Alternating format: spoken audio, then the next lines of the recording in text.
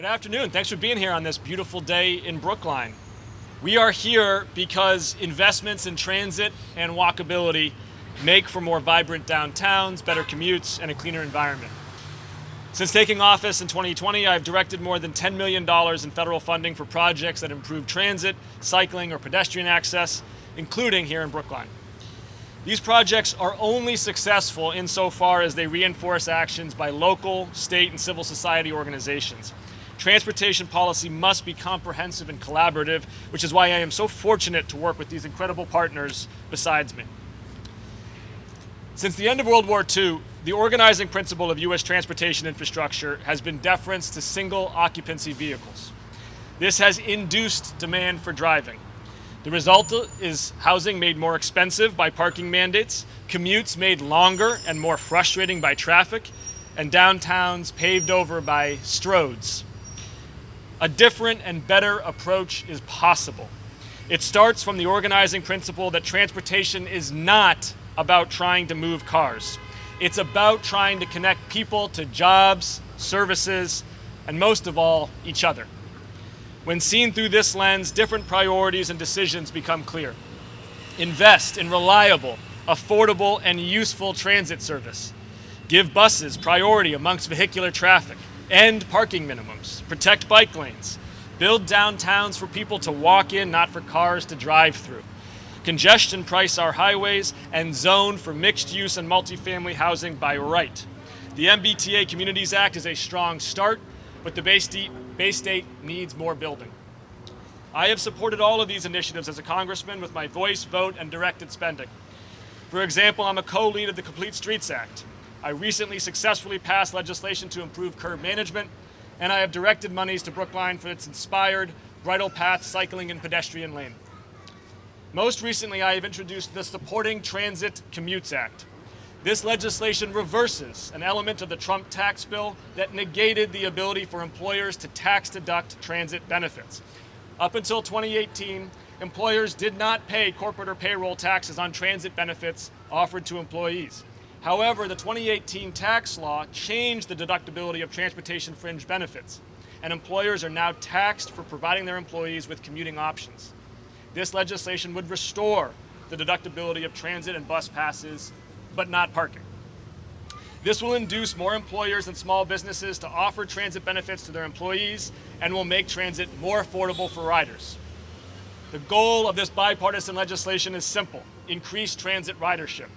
The COVID decline continues to challenge public transit, and legislation like this can help kickstart a virtuous cycle of more riders, better service, and enhanced investment.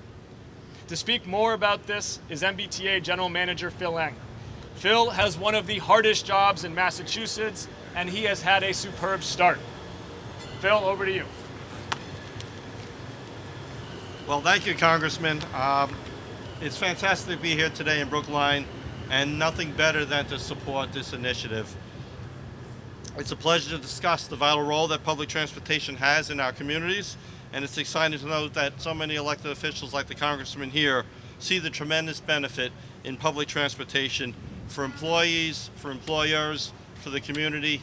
And I know since the very beginning, the Congressman has been an absolute champion for mass transportation, transportation in general, and how that affects and improves quality of life. So take it from me, I use the T every day, whether it's going to and from the office, whether it's going to from an event like today, or just taking about on the weekends and going to see something with my family and friends. It is one of the best ways to get around. It has to coincide and has to be collaborative with all of the other modes, and that's what we're here to do, to make the T not only more reliable, make it safe, and make it one of the preferred ways to go. The entire MBTA team has been working extremely hard over the last year and a half to rebuild our workforce, to rebuild our infrastructure, to be able to deliver that safe, reliable, consistent trip that people deserve and expect. And over this last year and a half, we have tackled a lot of speed restrictions. We are bringing our system back to a state of good repair to where we can run trains more reliably. We're restoring our rolling stock with new cars on the Orange Line and Red Line cars. We're working on future cars for Green Line. All of these things go hand in hand. So far, we've gotten rid of more than 100 slow zones across the system, and section by section, we're eliminating them. Along the Green Line, we're down to just the last few speed restrictions over by Government Center. This whole corridor here is restriction-free, as is so much of the rest of the Green Line. And we're going to continue to do that across our system to make sure you have connectivity as well, not just on one corridor, but across all of our corridors and across all of our modes. Offering transportation benefits influences employees' commuting choices and offers more accessibility to jobs. And we're making progress in increasing the number of riders who take the T. That's our focus. Safe, reliable, consistent travel transportation options brings back riders. And legislation like this will help do that as well. It's about affordability, it's about quality of life, and giving people choices. And employers who offer transit benefits, like through our own perk program for work, it makes it more accessible for current employees to come to work in person, and it opens up the possibility for new candidates to consider jobs that they might not have done without these transportation benefits. Downtowns will benefit, businesses will benefit, with more workers coming into the office where we can spend time on our shops, local communities, and helping support local restaurants and other businesses. So I'm thankful to Congressman Auchincloss for this legislation, which is encouraging more people to get into our trains, our ferries, our buses, our power transit options, and I hope others join in supporting the reinstatement of transit benefits. And now I'll turn it over to Representative Tommy Vitolo.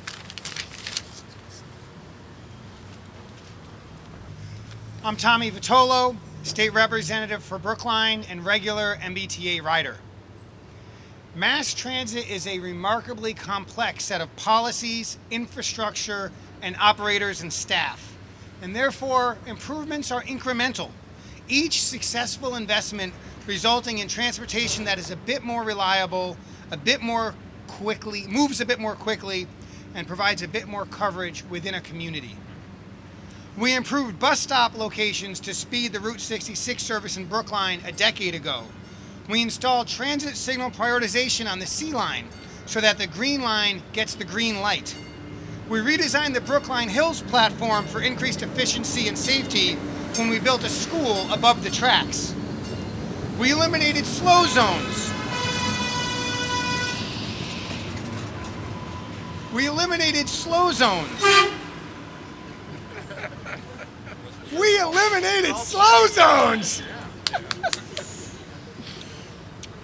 to speed up the Green Line and improve its safety. We installed a dedicated bus lane in Brookline Village for the 66, 65, and 60 to move through the congestion quickly. We expanded the Massachusetts commuter transit tax deduction to RTA riders and single-trip MBTA riders. We've substantially increased the MBTA operating budget, an effort led by the Massachusetts House. And we're planning on rebuilding nearly every single platform on the C line to provide safe, efficient, and accessible boarding and alighting for all passengers. I'm proud to say that I've been involved in every single one of these efforts, working side by side with Representative Auchincloss, a Healy-Eng team that brings both attention and expertise. My colleagues in the House and Senate and local leaders like Select Board members Green and Sandman, there he is, Sandman, a former Transportation Board chair, and of course with Brian Kane, the current Transportation Board chair in Brookline. Together, we're always looking for ways for the T to improve service it offers riders in this community and in our part of the Commonwealth. Rep. Auchincloss's bill is another example of working to improve transit and to right a Trump-era wrong in the process.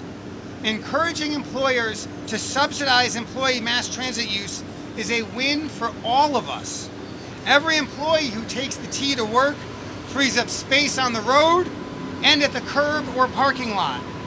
Every employer supported by this proposed policy has one more tool to compensate employees and one more tool to reduce its own environmental footprint. More riders mean more revenue for the T and increased demand that will allow the MBTA to responsibly increase the frequency of service so that our wait for the bus, the streetcar, the subway, the commuter rail will be a bit shorter. Again, I want to thank Congressman Auchincloss, the Healy-Driscoll team, Phil Eng and the MBTA, my partners in the legislature, and local partners in Brookline government, and I urge all the good folks in Washington to hop aboard Congressman Auchincloss's bill.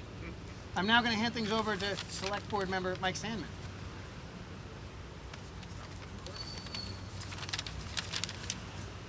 Thank you, Tommy. Thanks to you all for coming. I'm Mike Sandman, Brookline Select Board member, to speak about the upcoming work on designing a bike path parallel to the MBTA tracks. So not exactly competition, but an alternative that will provide another way to get into town and get people out of cars. It's not an exaggeration to say that the Beacon Street bike path represents the realization of a dream.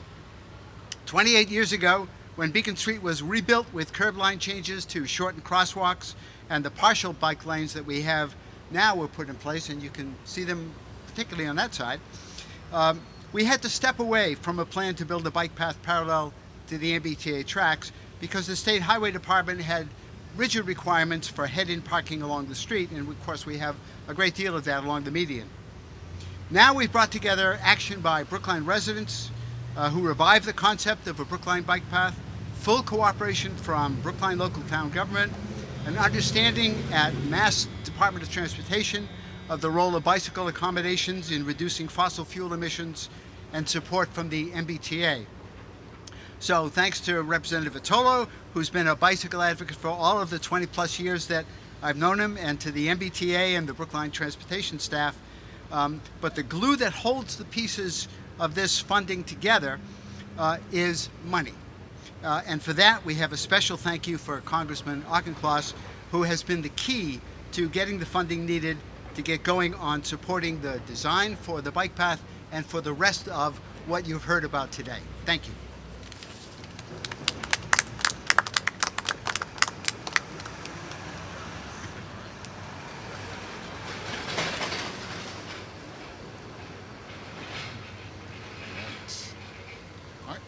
Hello everyone, I'm Jared Johnson. I'm the Executive Director of Transit Matters. And Transit Matters is all about promoting the ability of public transit to help our environment, provide low-income residents with economic opportunity, and shape the economic growth of our region. And for the past few years, Transit Matters has been leading the fight on improving our commuter rail system, and together with partners on the Fairmount line, we recently celebrated that the T is going to be bringing electric commuter rail trains to the system for the first time. So we're really excited about some of the changes that have been happening. Boston is the innovative, bustling place that it is today because of public transportation. And while COVID may have provided the MBTA with a new challenge, the future of the greater Boston region still lies with public transit. And that's why I'm excited to talk about my support for Representative Auchincloss's legislation. Employers can play a critical role in getting people back onto public transportation and strengthening not only the MBTA, but systems like it across the country. This legislation rewards employers for doing the right thing, that is decongesting our crowded streets and highways, giving their employees more choice, and helping our environment. When you see the downtowns around the world that have rebounded the strongest, it's because they have strong transportation systems. I commend General Manager Ang and his team for their work in repairing the MBTA system. The next step is to get folks aboard. And Congressman Auchincloss's bipartisan legislation does that by giving employers by giving employers an incentive and by giving employees a choice. And so this is how we get transportation back on track. So again, excited to support this legislation. So I'll turn it over to the Executive Director of ACT, David Strauss. Thank you. Good afternoon, everyone. My name is David Strauss. I'm the Executive Director for the Association for Commuter Transportation. It's a pleasure to be here today, and I want to thank Congressman Auchincloss for including ACT in today's announcement. As the premier association for advancing the use of transportation demand management, ACT is focused on maximizing the efficiency of our transportation systems, improving mobility, reducing congestion, and lowering vehicle emissions. We also have the great honor of being headquartered here in the Congressman's 4th Congressional District down in Sharon. TDM makes better use of our transportation infrastructure we already have in place. TDM programs provide all people with real options that enable them to travel in an affordable, efficient, and sustainable way. TDM strategies have been shown to be cost-effective means of meeting key policy objectives, a study of the Congestion Mitigation Air Quality Program concluded that TDM measures were among the most cost-effective in reducing automobile emissions.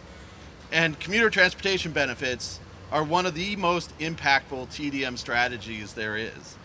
And our 1,700 members have long been focused on developing and strengthening transportation benefits for the tens of millions of people that commute to work every day. We're thrilled to be here in support of this legislation to reinstate deductibility for employer expenses that go towards supporting their employees' use of public transit, as well as van pools. What is even more important, though, is what this legislation represents, which is a vision of our future that we want for our communities, and a belief that all people should have access to affordable, efficient, and sustainable transportation options. A future where people don't have to be burdened with the high cost of car ownership in order to access good-paying jobs. And a future with a better journey for everyone. So reinstating deductibility for employer benefits or employer investments in transportation options is a great start and will lead to more employers providing their employees with subsidies to help pay for public transit and van pooling.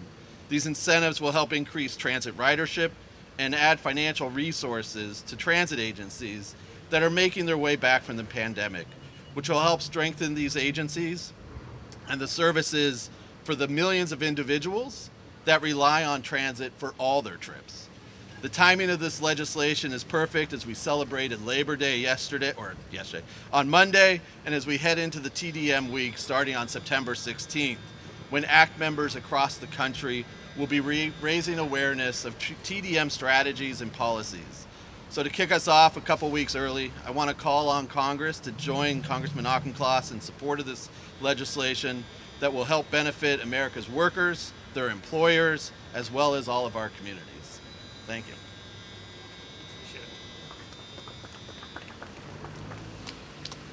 Again, I want to thank my partners from state, local levels, and from civil society organizations to make sound mobility possible here in Greater Boston. Happy to take questions on this or other subjects.